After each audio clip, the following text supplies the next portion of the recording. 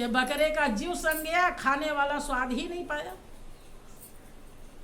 महापुरुष तो आपके लिए इतना बड़ा पैगाम लेकर आए, इतना बड़ा तोहफा लेकर आए, आपके मन की मैल को दूर करने के लिए आए, और आप बाहर की मैल ही छुड़ाने में लगे। क्या कहते हैं कि दृढ़ता से, गहराई से, मजबूती से मेरी वाणी को हृदय में धारण करो। अगर परलोक में और यहाँ दोनों जगह सुख चाहते हो तो भक्ति से दोनों जगह सुख मिलता है। यहाँ पर जीव हमेशा शांति और चैन में रहता है, और मंजिल बढ़ते बढ़ते मालिक में एकाकार हो जाती है, आत्मा परमात्मा में पहुंच जाती है कमाई करते। फिर तो वो तो आनंद का भंडार बहन। आगे भगवान राम समझाते हैं कि भक्ति स्वतंत्र सकल सुख खानी, और बिन सतसंग न पावहि प्राणी। पुण्य पुंज बिन मिलहि न संता, और सतसंगत संतृत करे अंता। ए प्रजावासी, हमारी भक्ति स्वतंत्र है और सब सुखों की खान है। देखो रामायण बहुत लोग पढ़ते हैं, लेकिन राम की बात मानते नहीं। पढ़ लेते हैं कि हम बिना रामायण पढ़े पानी नहीं पीते, उससे कुछ फायदा नहीं होगा बहनों। अब पिता की बात न मानो, एक गिलास पानी मांगे तो उन्हें ना दो, और उनकी आरती उतारो तो खुश होंगे? नहीं, उनकी दुआ नहीं मिलेगी। आप कोई आरती ना उतारो, केवल वो जो चाहते हैं वो करो। भगवान राम कहते हैं कि मेरी भक्ति स्वतंत्र है। स्वतंत्र का मतलब जो कभी भी ना रुके, जिसमें कोई बंधन ना हो, अर्थात वो जगने को कौन के, सोते समय भी वो भक्ति होती है कि जागन से सोवन भला, जो कोई जाने सोए। अंतर लो लागी रहे, सहजे सुमिरन होए। आपके प्राणवायु में प्रभु का नाम चल रहा है, और वो ऐसा नाम है जिसका चिंतन करने से, अगर हमने बढ़िया से चिंतन सुमिरन किया है, तो वो मालिक, वो राम दीदार देते हैं, दर्शन देते हैं। वो ऐसा नाम है, जैसे आपका नाम लेकर पुकारा जाए तो आप आ जाते हो, वैसे वो राम आ जाते हैं। वो स्वरूप आ जाता है जो रो रो में रमने वाला है। अब इससे बढ़कर और क्या स्वतंत्र होगा? विचार कीजिए, जो सोते समय भी हो, इससे बड़ी कोई स्वतंत्र भक्ति मिलेगी जिसमें न नहाने की जरूरत है, न धोने की जरूरत है, न कोई सामान लाने की जरूरत, न बोलने की जरूरत है।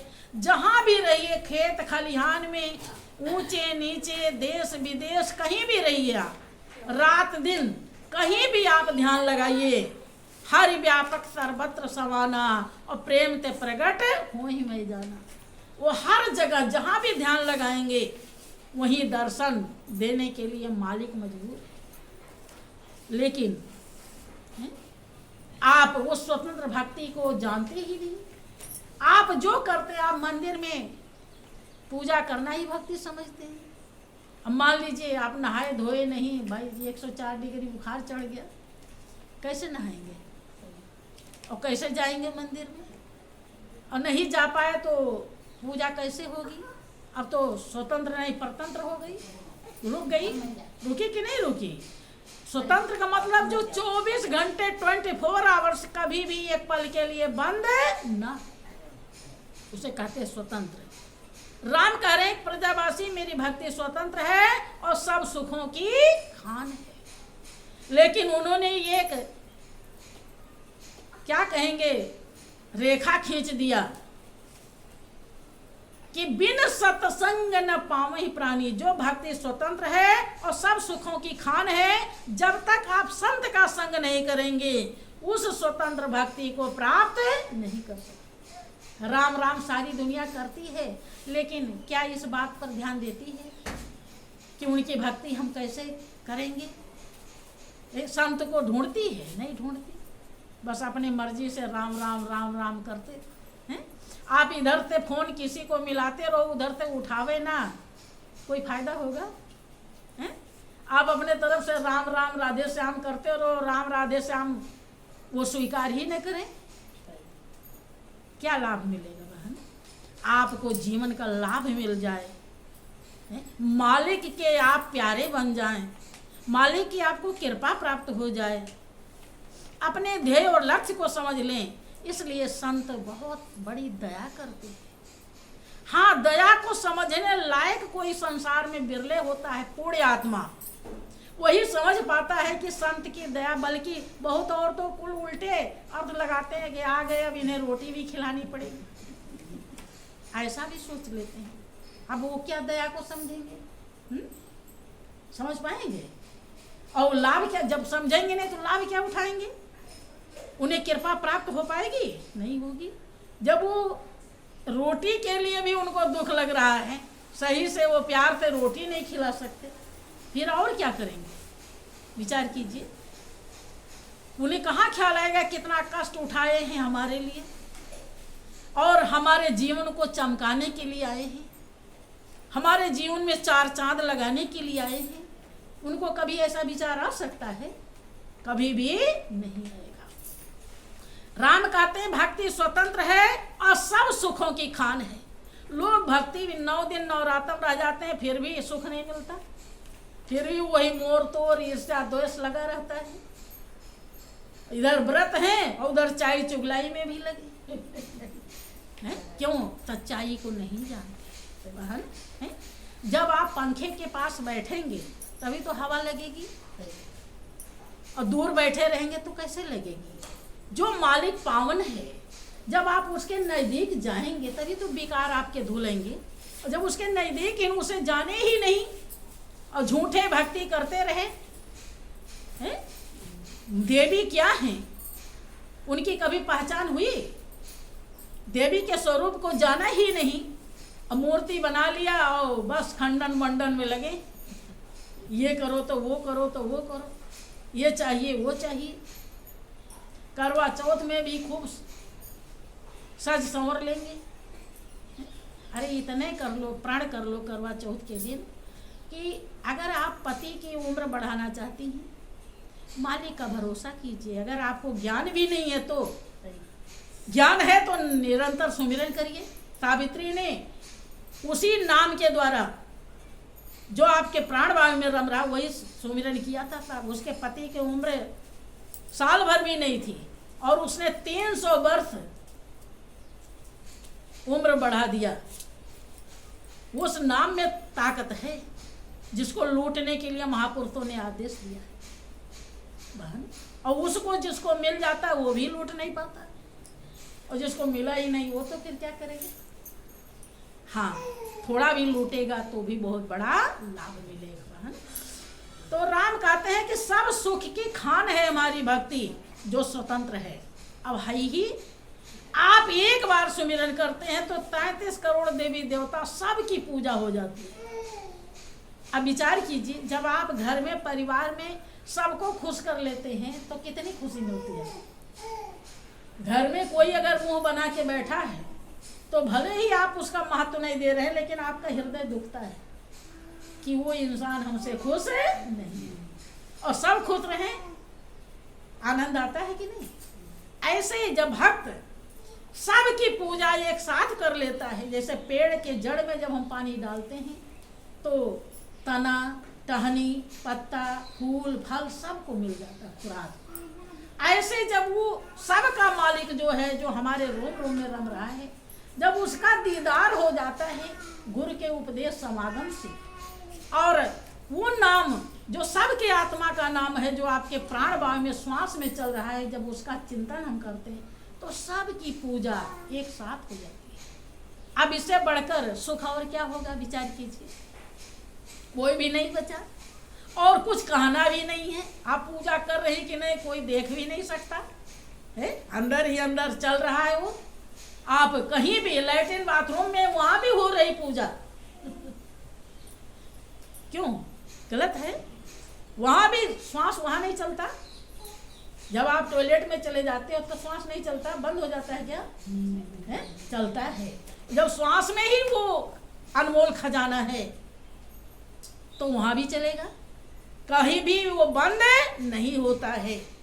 24 घंटे सोते समय भी अगर सूरत लगा के आप सो गए तो पूरी रात सुमिरन होता रहेगा और पता नहीं कितने जन्मों के हमारे दोष पाप बेकार, क्योंकि वो पावन नाम है कि बिन जिव्या बिन तालवे अंतर सूरत लगाए, ऐसा सुमिरन जो करे भव सागर।